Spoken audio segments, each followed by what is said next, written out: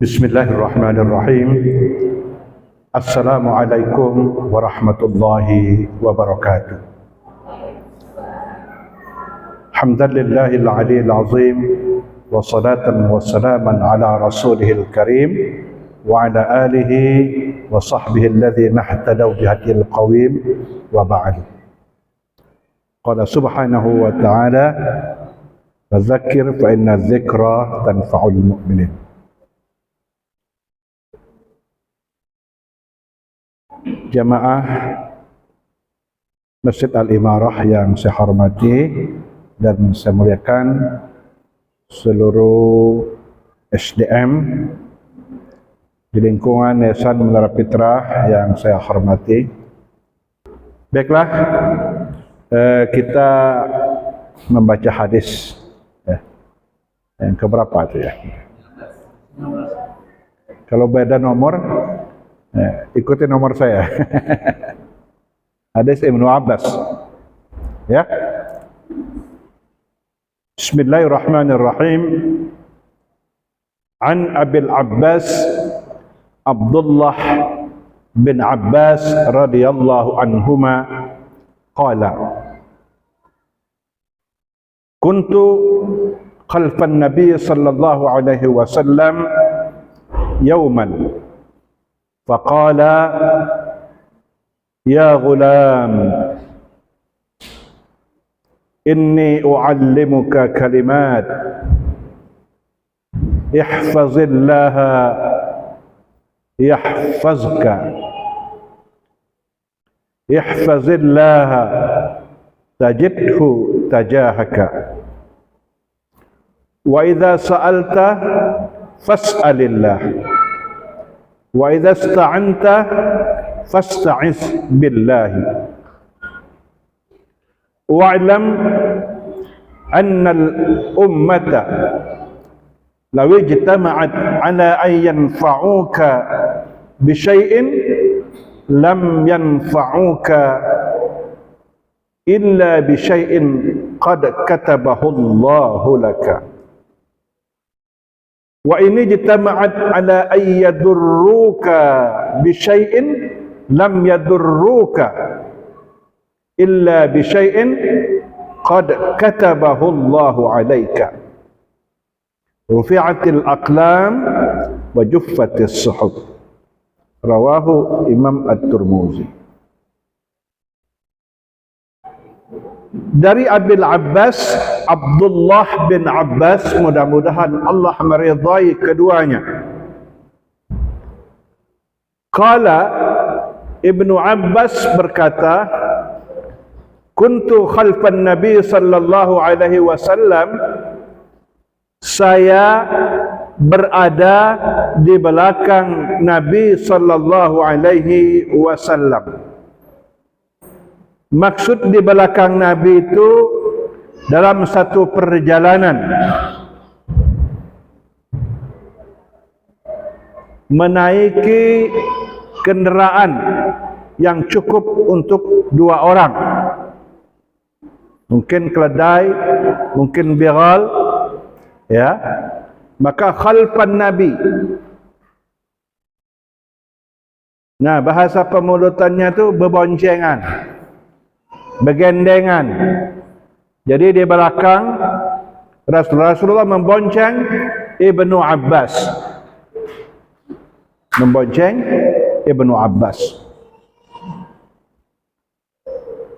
Faqala, maka Rasulullah sallallahu alaihi wasallam bersabda kepada Ibnu Abbas, ya gulam, wahai anak. Kamu kalau manggil anak-anak bagaimana caranya? Sayang-sayangku semuanya. Ya gulam. Gulam itu adalah anak yang lepas dari nyusu, dari ibunya maksudnya, sampai dia berumur 9 tahun. Itu bilang gulam. Ini kelas berapa? Sasmarno. Ya gulam, panggil gulam. Bukan ya walad. Ya gulam. Karena umur Ibnu Abbas pada waktu itu 9 tahun. 9 tahun. kita akan melihat bagaimana seorang pendidik yang sangat cerdas membaca kondisi psikologis seorang anak, yang paham betul dalam betul perasaan sang anak. Jadi seorang pendidik itu dia harus mengenal kondisi psikologis sang anak. Apakah sedang senang, apakah sedang murung, sedang dirundung masalah, dan lain sebagainya. Harus dipahami itu. Jangan cepat-cepat memponis. Kenapa cemberut terus dia dengan aku? Tidak sukanya. Kita habis-habisan menyiapkan jar dia cuek-cuek. Jangan dulu. Pahami mereka. Nah, jadi menyelami kejiwaan anak menjadi penting. Tahu. Anak ini kalau dikerasi tidak galak. Ini galak dikerasi. Ini nak dibujuk. Ini nak dipuji-puji. Beda. Ya, beda. Itulah kalau maksud tes potensi dulu. Nak masuk tidak? Paham bagaimana potensi anak itu. Sehingga Rasulullah masa dekat dengan anak. Rasulullah itu dekat dengan anak-anak. Ya. Panggilannya beda. Ya ghulam. Wahai anak. Jang. Ya. Tapi kalau di musik kamu jangan ngajar manggil anak. Baca balik kamu kroya budak. Saya 4 bulan enggak pernah manggil anak-anak sekalian. Murid-muridku yang kusayangi. Karena bagi orang musik itu pantang dianakkan. Kalau kita manggil anak-anak seolah-olah ibunya itu bermain dengan kita. Ada begitu. Nah, jadi paham juga bahasa daerah, karena saya dikasih tahu kiai. Ada tak? Mungkin ada yang dari musim. Maka ada istilah uang musim pantang dianak ke. Nah itu. Hadirin yang dimuliakan oleh Allah, ya ghulam, inni u'allimuka, saya akan memberitahu kepadamu, saya akan mengajari engkau kalimat, beberapa kalimat. Ya, beberapa topik, beberapa pelajaran. Ya, ini. Jadi inni u'allimuka. Rasul menggunakan kata inni, betul kan? Sesungguhnya. Jadi seorang pendidik itu harus selalu menanamkan kesungguhan kepada dirinya dan kesungguhan menjalani profesinya sebagai pendidik. Inni u'allimuka, sesungguhnya aku akan mengajarkan kepada engkau beberapa kalimat. Jadi bukan satu, karena kalimat itu jamak dari kalimatun. Jadi kalimat. Pertama, pelajaran pertama. Ihfazillaha yahfazka. Itu pelajaran pertama. Peliharalah Allah, yahfazka, Allah akan memelihara dirimu.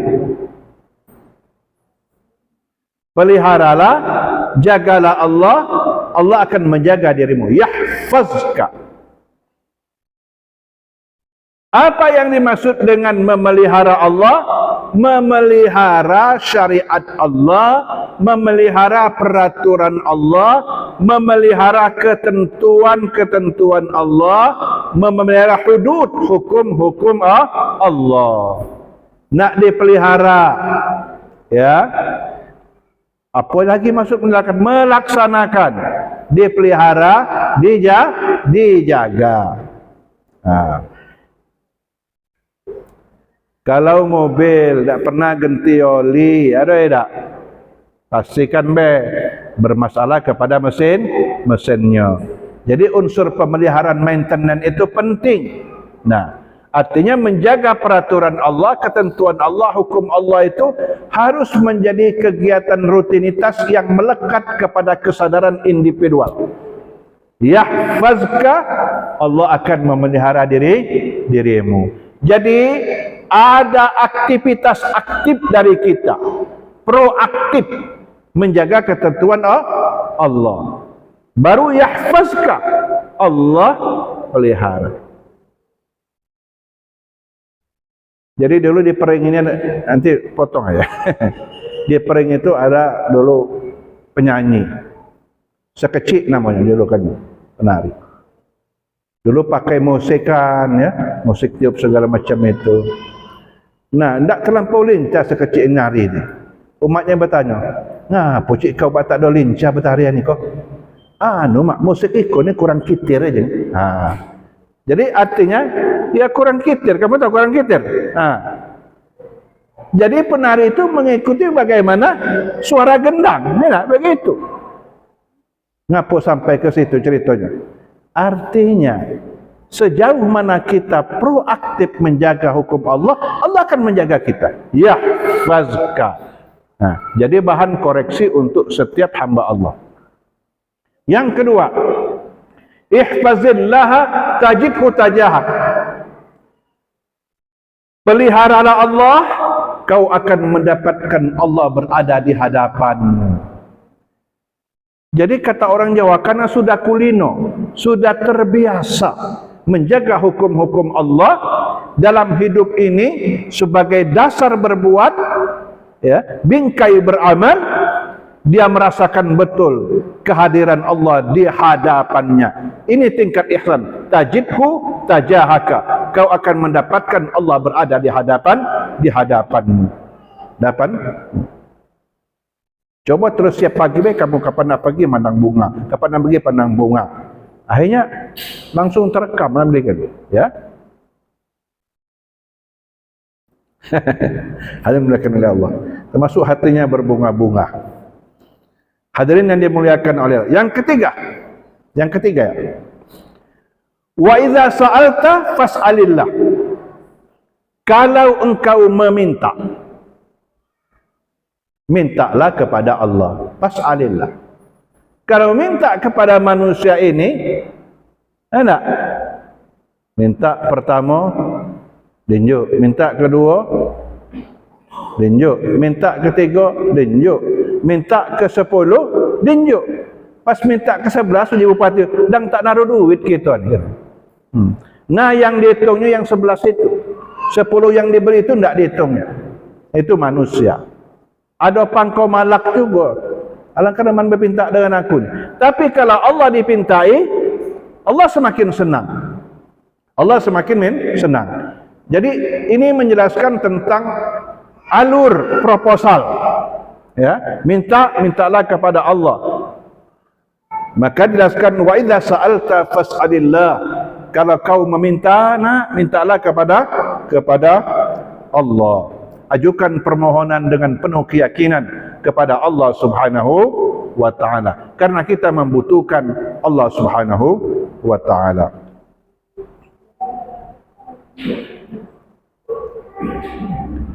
Innallaha yuhibbul mulhin.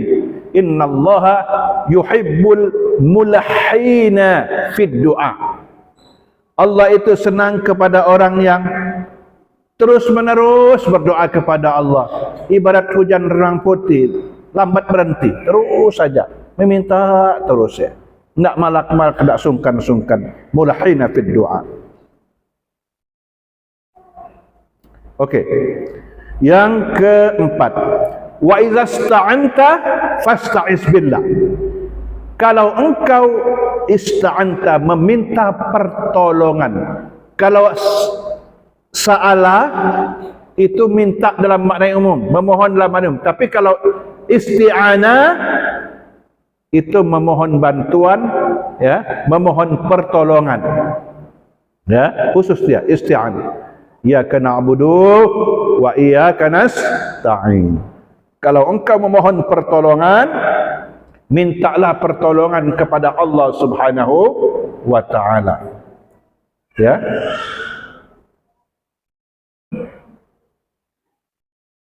Wa idza sta'anta fasta'iz billah. Apa namanya? Isti'anah. Apa beda isti'anah? Nah, sebelum kamu bertanya dengan aku, apa beda isti'anah dengan istighasah?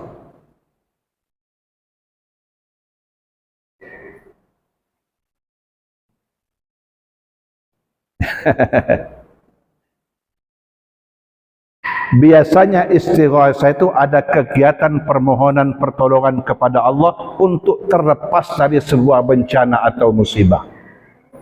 Kalau isti'anah umum. Jadi istighatsah lebih khusus dari isti'anah.